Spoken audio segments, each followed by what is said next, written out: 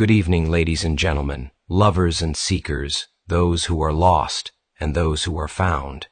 Tonight we will be looking at a fragment. This one is titled, A History of Daggers and Queens, and the body of this fragment reads as follows. On the one hand, in the other hand, a history of daggers and queens.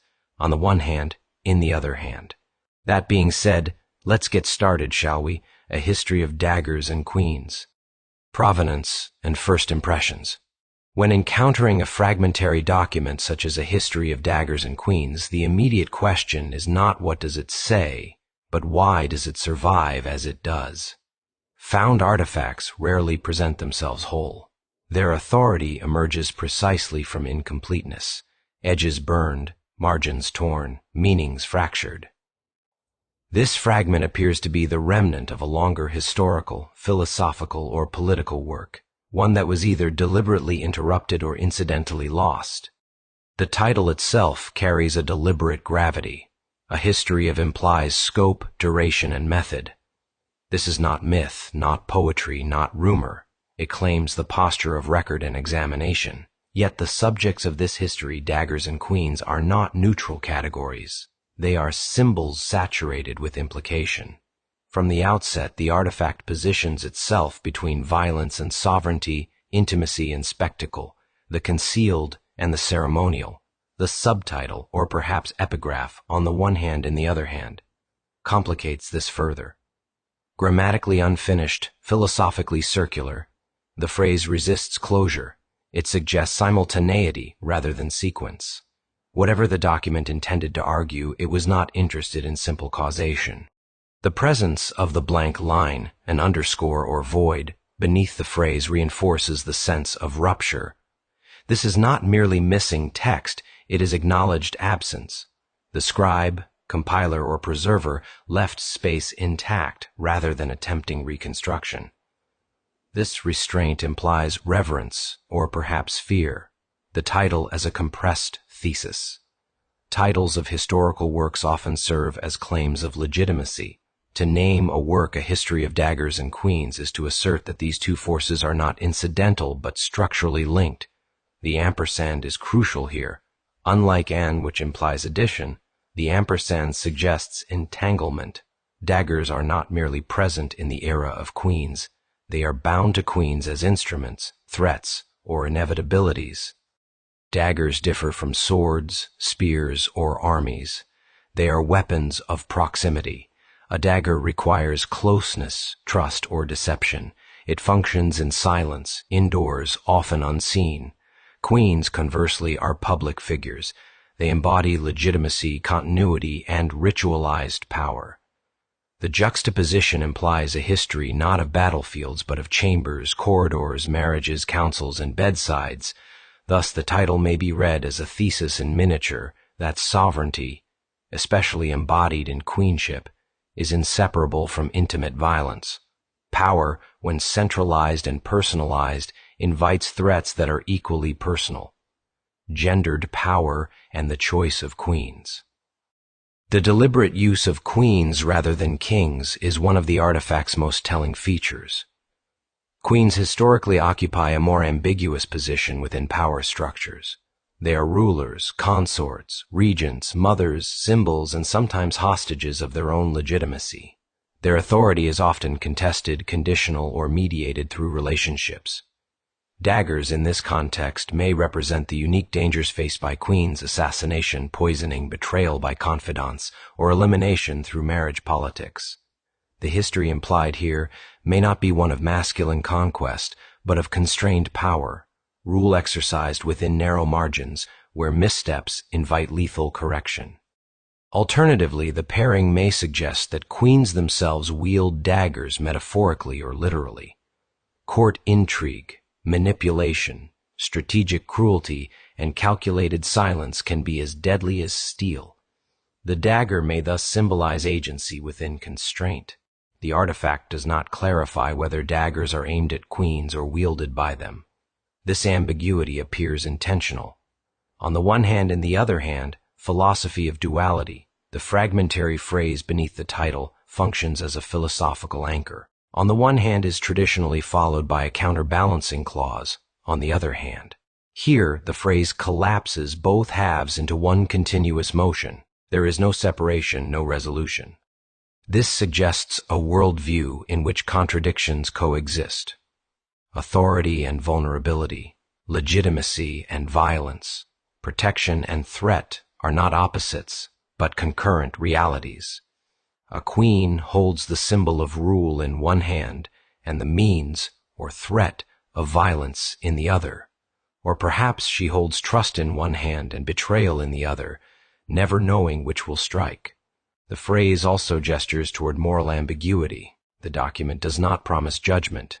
It offers balance without synthesis. History, it implies, does not resolve into clarity. It merely accumulates tension. The missing text as meaning. The blank space beneath the phrase is not passive.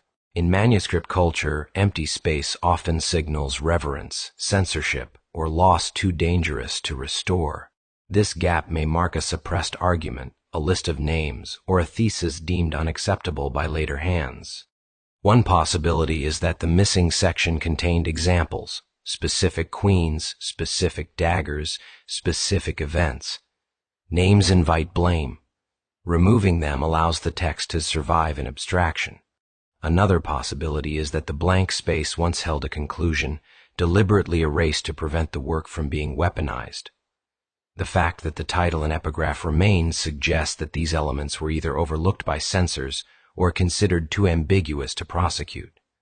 Ambiguity here is survival. Authorship, insider or observer. The tone implied by the fragment suggests an author with proximity to power. The language is not populist. It does not explain daggers or queens. It assumes familiarity.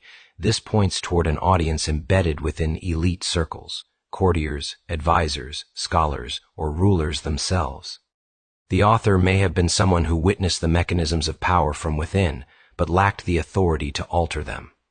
Writing history becomes an act of preservation rather than reform. The document reads less like accusation and more like recognition. It is equally plausible that the author was a queen, or someone writing in her voice. The careful balance, the refusal to moralize, the awareness of duality all suggest lived experience rather than theoretical speculation. Historical function, warning, record, or meditation. What was this document for? As a warning, it reminds future rulers that power invites proximity, and proximity invites betrayal. As a record, it attempts to catalog patterns rather than events, how violence repeats, how authority attracts its counterforce. As a meditation, it allows the reader to sit with contradiction without demanding resolution. The fragmentary nature suggests that whatever its function, it outlived its safety. Perhaps it circulated privately, copied selectively, or quoted without attribution. Over time, what remained was what could not be easily condemned. The ethics of intimate violence. Daggers are ethically distinct from open warfare. They imply secrecy, personal intent, and irreversible decisions made without spectacle. By pairing daggers with queens, the artifact may be questioning the moral cost of maintaining order. Is violence more reprehensible when hidden, or is it merely more honest?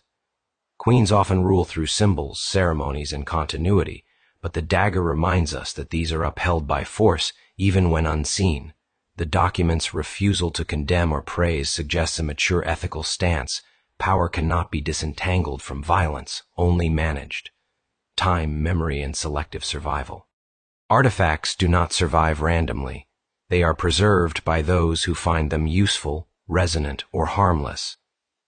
The survival of this fragment suggests that its abstraction protected it. It speaks in symbols rather than accusations. Over time, specificity decays first. What remains is structure. This fragment preserves the structure of power relations rather than their details. In doing so, it becomes timeless, modern resonance. Though the artifact speaks in archaic symbols, its relevance persists. Daggers have changed form. Now they may be laws, narratives, scandals, or technologies. But the dynamic remains. Power invites intimate threats. Authority demands constant negotiation between legitimacy and force.